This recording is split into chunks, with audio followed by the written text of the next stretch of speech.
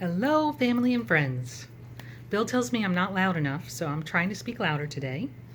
Could be his cell phone though, so I'm not sure. You guys give me feedback if you think I've been talking loud enough or not.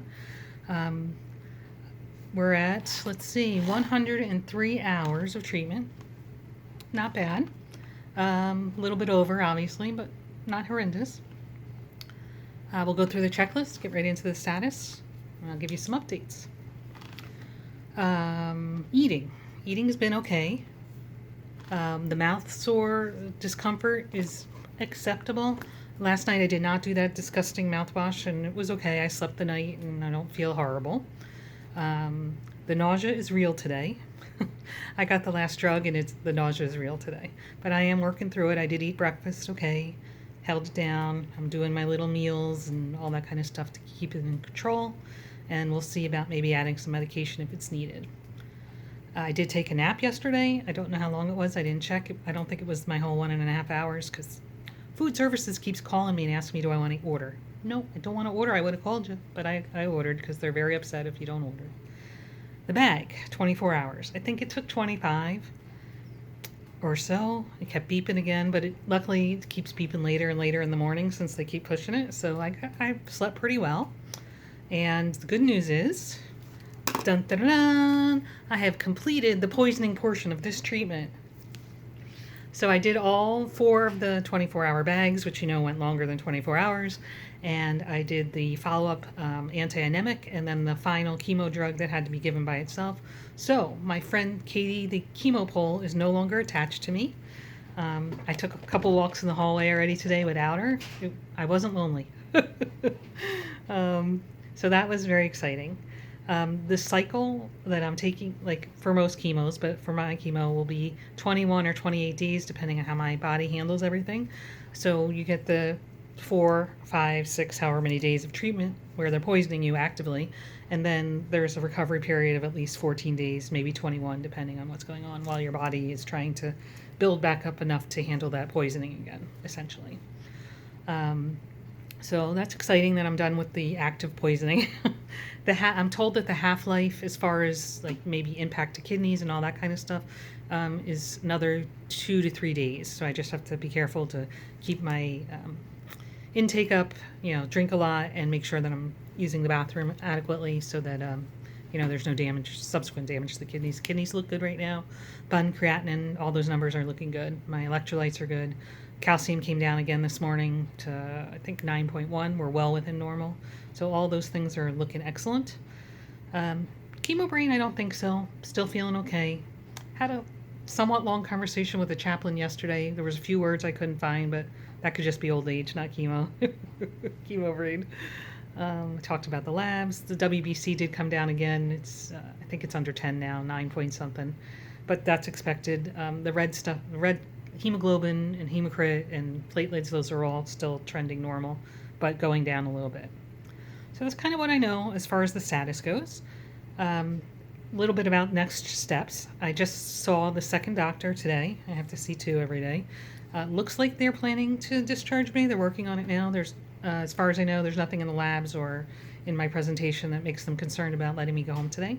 So I'm very excited to get home and see everyone and be home and get hugs and cuddles and all that stuff. I want to just say that the staff here, the nurses, have been amazing. They've really been very supportive, informative, helpful. I don't think I'm a high demand patient. They seem to fight over having me as their patient because I'm pretty knowledgeable. I'm an active participant and I want to get better, which is not always the case. So I think, as far as I know, the discharge is in the works, so that's very exciting. I even put on some eye makeup I don't know that you can notice because I might leave. Only eye makeup because I'm going to wear a mask anyway. My next steps, serendipitously, the charge nurse last night, who was my nurse, also happens to work at the cancer center or the clinic that I use with my doctor. And so she had some good information for me that I hadn't gotten yet. She couldn't give me a lot, but she gave me some. And one of the things she recommended was scheduling a virtual chemo teach, which I had the last time. And it's basically a visit with a nurse practitioner that kind of tells you what's going to happen next, how it's happening, lets me ask questions and all that kind of stuff. So I think that would really help me. My chemo knowledge, active chemo knowledge, is 15 years old. And, the drugs are different, the antianemics are different, and all that kind of stuff, what to expect. I did read through all the paperwork they gave me here, but just kind of when, this is a normal symptom, suck it up, girlfriend, and this is a problem, call somebody immediately. Those kinds of distinctions, so I really know what I'm watching, can have my family know what to watch for, and all that kind of stuff.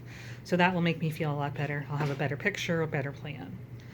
I'll also contact my doctor. Like I mentioned many times, I've only been seeing the rounding doctor, and they seem to be from, it's a big group now, they can conglomerate it, and they seem to have different attitudes and protocols about how things are going to proceed. So I need to talk to my doctor and understand what my next steps are. My understanding is this PICC line, lovely, is going to come out before I leave today, and I think based on my doctor's preference, sometime in the next 2 weeks, I'll probably have an outpatient procedure to place a port in my chest wall, is my guess. And then that port will be the mechanism for treatment for the rest of my care, versus having a PICC line put in and out before and after each treatment. What else can I tell you? So the last thing they said, because I tolerated this well, and I've talked about this a couple times, but I did get more details last night, was about how it would work for subsequent treatments. So I think some of it is an insurance issue, is what she told me. So whether your medical insurance covers it or your prescription insurance covers it has somewhat to do with this. However, I am changing my insurance on January 1st, and that may make a difference in the outcome. So assuming that the new insurance says, okay, you can do it this way, it looks like the new method is going to be, if approved, the first day where I had to get the special immunotherapy, that took quite a while, and the last day where I just got this, the last chemo, just kind of making me feel bad. Those 2 days would be in the clinic, probably. And then the 4 days in the middle would be at home. So, and when I say clinic, that means go in the morning and you leave, by dinner time or whatever. So they would do that first drug, all the pre-meds and all that stuff, and then they would hook you up to basically a pump in a lovely fanny pack, and you would take that home, and they said it runs for 2 days, and a nurse comes to the house, she switches it in the middle, and then it runs for another 2 days, and as long as it's a clinic day, like a Friday, right, then I would go back to the clinic, they would disconnect me, and they would connect me to this last set of medication that I actually had this morning, and then I would be done with the poisoning section of that treatment, and then go on to, go home and try and heal up and whatever the outcomes there are. I think also the last time we spoke to the doctor, which was already now a week and a half ago, my doctor, he mentioned that there would be some form of testing take place after the second treatment.